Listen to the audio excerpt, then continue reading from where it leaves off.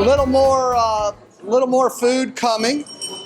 These are middle neck hard shell clams that are being grown locally. You are sitting in ground zero for bivalve production. And it's all been up around Cedar Key, but this is a better place because of the nutrient levels and the water temperature and the salinity. And we're embarking on an ambitious program to accelerate that, because a lot of aquaculture programs have got some problems with waste, etc. But bivalves filter 10 gallons of water per clam or oyster a day.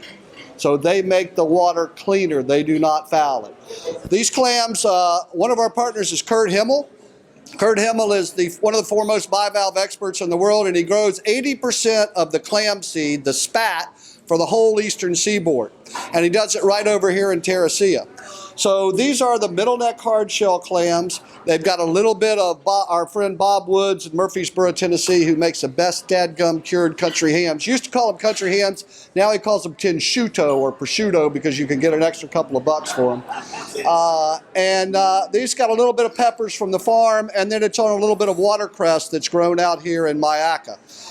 And this is paired up today with a dry Riesling. A lot of people think Rieslings are sweet, but about 30% of the Rieslings in Germany and a lot of the Rieslings from the Moselle are very dry and crisp. This is a low alcohol wine, 11%, really nice acid and balance. It ought to go really good with the fat of the clams. And I'm really pleased that we have Seth Cripe here today, who is the guy that started the whole Batarga program and also is the winemaker, and I'm pleased to be his partner in Lola Wines. We make 4 wines in Napa Valley. We make a dry Riesling, we make a Sonoma Coast Chardonnay, and we make a Russian River Pinot Noir and a North Coast Pinot Noir. And anytime you're in any of the restaurants that you would like a taste, we are happy to give you one, because we will get you hooked, okay? Lola Wines are great wines, and I wanted Seth to be able to have a chance to say hello and just tell you a little bit about his style of making wine. Seth, grown up, raised here, family was in the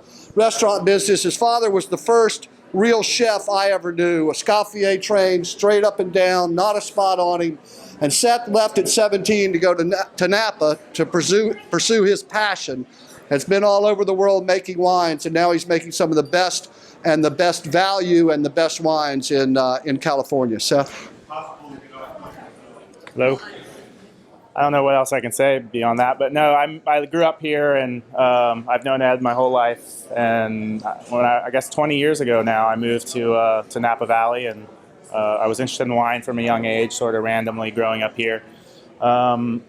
But I was really fortunate to work for some great wineries in Napa, and in 2008 I started Lola, focusing on more lean, sort of naturally balanced wines, lower alcohol wines that can sort of accent food really well, and also something that wasn't like in your face. Wine to me means sort of a part of community, a part of the eating, a part of good food, and so I wanted to make wines that weren't overbearing in that way, and something that sort of accented those situations of life. So yeah, we make a really lean, crisp, dry Riesling, which most people don't think of Riesling as this type of wine, but this is a similar wine to, I wanted people to know that Riesling can make some of the best wine in the world, and it's kind of a similar wine, a style as Sauvignon Blanc or Pinot Grigio, so you can see it as an alternative to that when you do find a good dry Riesling. And then our focus really has been Pinot Noir, and that's sort of what Lola has been known for. And so look for that Pinot Noir. They have it here. I don't know if you guys are going to be pouring it later, but again, it's more of I wanted to make coastal, bright fruit styles of wine, and so that's sort of what you get for Lola.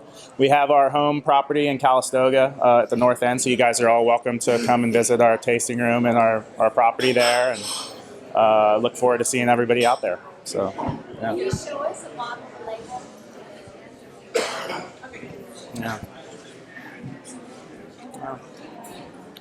They'll bring that out. Thank you, Seth. Really a privilege to have you here today.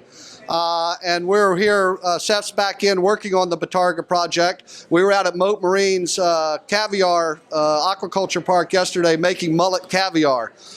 First time that's been done. So we were all out in the white suits and the hairnet, suited up.